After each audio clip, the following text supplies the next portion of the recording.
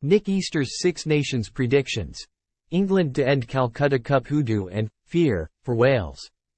Ex-England number 8 Nick Easter sits down with Planet Rugby's James Wall to make his predictions for round 3 of this year's Six Nations.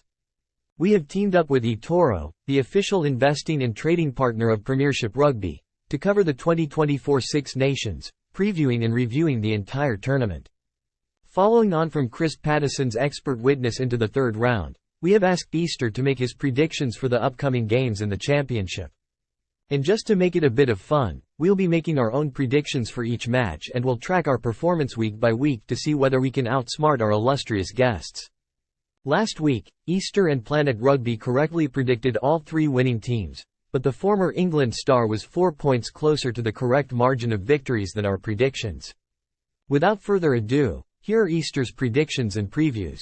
Ireland vs Wales. I fear for Wales in this match, given that Ireland will come into the game refreshed and recharged after a few of their stars were rested against Italy. Wales have battled hard and punched well above their weight in this tournament, but there are a lot of issues positionally within their team, and they're very much going through a rebuild and exploration stage. Ireland, meanwhile, are looking even more cohesive than last year, and their ability to have options of a carrying 9 or 10, together with a long exit strategy from either their halfbacks or James Lowe, will cause Wales no end of issues. The biggest problem that Gatland's men face is they lack control and experience at 10, with a number of options tried but none shining so far. I call this 35-12 to Ireland in a game that I think Wales will struggle to get any form of return from. Head-to-head, 2 heartbeat young locks will have a right old tussle as David Jenkins and Joe McCarthy go up against each other. Jenkins is an outstanding prospect and superb in maul defense, whereas McCarthy's abrasion has taken the Irish pack up another notch. Players to watch. For Wales, it's Sam Costello, a man that's struggled so far to get to grips with the pace of Test rugby. If Wales are to succeed, then he needs to shine. Ireland's regular fullback Hugo Keenan is injured, but Kieran Frawley has been in impressive form for Leinster, and he has a golden opportunity to express himself with no downside. Pack and also recalled W.P. Nell at tight head. The clash in midfield of the wondrous handling of the Scottish backline against the English rush will be interesting, but people are forgetting that this Felix Jones system goes back to Jacques Nienaber and the Springboks in 2019, so it's nothing new. However, the resilience that England have shown, together with their kicking accuracy, means I believe that Borthwick's men will do a job here in a close scoring game that will see England by 5. So I am calling this 21-16 to the visitors. Head-to-head. I've mentioned the breakdown, and we'll see a clash of styles here. England will look to clear and hit hard, but Scotland have the poachers to do damage. Sam Underhill and Rory Darge are 2 high-quality open sides, and whoever wins that personal battle will go a long way to getting his side home.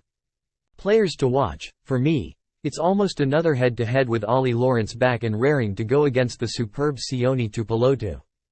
Both players are crowd pleasers to watch, and I'll be interested to see how Lawrence goes after his injury issues. Breakdown has been sorely missed, and the French lineout has suffered as a result.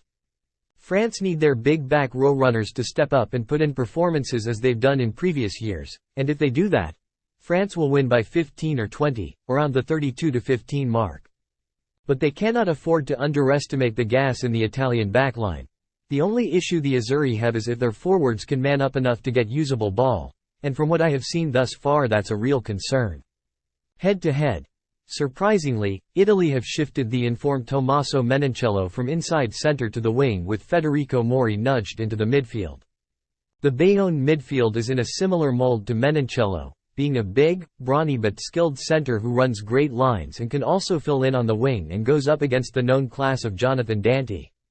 Danty hasn't been his formidable self this season, and his defence has been lacking on a number of occasions, so I'll be interested to see how he goes against the impressive Benetton man. Players to watch. For Italy to have any chance, Danilo Fischetti must cope with the extreme power of Uini Antonio up front. Fischetti is wonderful around the park, but he'll be up against the heaviest tight-head side of a scrum in the world. François Cross has been France's most consistent player to date, and his industry is key to providing a fast ruck ball for his hungry backs to feed off. The Six Nations predictions is brought to by eToro, the official investing and trading partner of Premiership Rugby. Tackle investing the smart way and join millions of UK investors on eToro today. The friendly platform for serious investors. eToro is a multi-asset investment platform. The value of your investments may go up or down. Your capital is at risk.